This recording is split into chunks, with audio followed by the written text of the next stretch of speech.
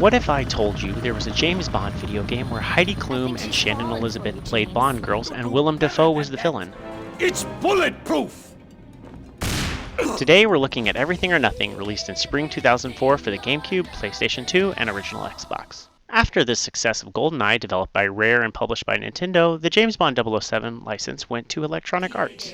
Electronic Arts published games based on the films Tomorrow Never Dies and The World Is Not Enough, and while I personally don't think they compare well to GoldenEye, they were pretty big successes. Rather than wait 2 to 3 years between Bond movies, EA decided to strike while the iron was hot and make their own original James Bond stories. Which brings us to today's game. After dabbling in original stories with Agent Underfire and Nightfire, EA decided to pull out all the stops and make a full-blown James Bond movie in video game form. This is 2004's Everything or Nothing. Pierce Brosnan not only lent his likeness to the game, but Everything or Nothing marks the first and final time he voiced James Bond in a video game. This is also the last time Brosnan ever played James Bond in any form. Diavolo's Control, his teacher, was Max Zorin. Yes, we once played bridge together. He lost. Dame Judi Dench and John Cleese also appear as M and Q. The Bond girls are played by Heidi Klum and Shannon Elizabeth. Shannon Elizabeth you may know from American Pie. Heidi Klum could have easily been a Bond girl, and honestly still could be. Shannon Elizabeth makes about as much sense as Denise Richards did for World Is Not Enough, which is to say, it makes sense. Richard Kiel also returned to play Jaws for voice and motion capture, despite not having played the character since Moonraker way back in 1979. Singer Maya, who listeners of All My Friends Are Right Here may remember from our Now That's What I Call Music episodes, provided an original song complete with a title sequence to further cement the idea that this was a new James Bond movie.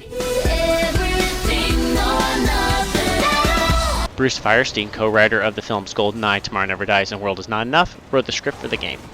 There was money and attention put into this game, and at the time I remember feeling like EA really wanted this game to be viewed on equal footing with the rest of the Brosnan films. And what kind of Bond movie would this be without a major villain? Well, we got Willem Dafoe.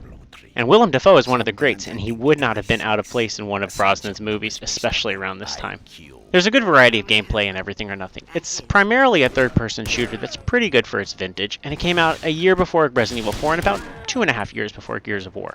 Moving it to third person I think was a smart choice. You actually get to see James Bond doing James Bondy things. It also allows the opportunity for hand-to-hand combat and rappelling up and down walls, things that might be more difficult to communicate in a first-person shooter. Like GoldenEye, there are opportunities to take control of a tank and mow down a bunch of bad guys. Tank stuff isn't particularly difficult as Bond is extremely OP, but it is still fun. Everything or Nothing also has car and motorcycle-based segments. Vehicle chases are a big part of the Bond mythos, and it's nice to see them represented here. The vehicle segments use the Need for Speed engine, so everything handles pretty well and doesn't feel tacked on or half-baked like some other games' vehicle segments might. There are sub-objectives called Bond moments that reward you with points if you do something classically James Bond-like. This is usually cleverly killing bad guys with a gadget, shooting propane tanks to blow up bad guys, or stopping in the middle of a gunfight to give a massage to a beautiful woman. You know, classic Bond moments. Could you be a dear and get me a drink, please? The game isn't perfect. It's missing a lot of modern niceties like frequent checkpoints, leaving players to redo large segments multiple times, and objectives that aren't always clear. But that's representative of most games of this era. Bad guys are haphazardly arranged around levels instead of being carefully placed to form clever encounters or intricate set pieces. The game can also be a bit sensitive, and there are segments where the game doesn't give players enough time to react. For example, there's a cutscene where Heidi Klum throws Shannon Elizabeth out of a helicopter, and as soon as the cutscene is over, Bond and the player are expected to jump after Shannon Elizabeth. I didn't realize this at first and gave me literally 2 seconds to do an unintuitive activity like jumping off a cliff before it told me the mission had failed. Overall, Everything or Nothing is a bit overlong, and the gameplay is a bit uninspired at times. It's lacking a lot of niceties in modern game design.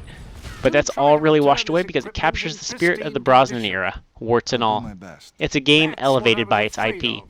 Generally speaking, I feel like a lot of people, and especially Bond fans, have forgotten Everything or Nothing.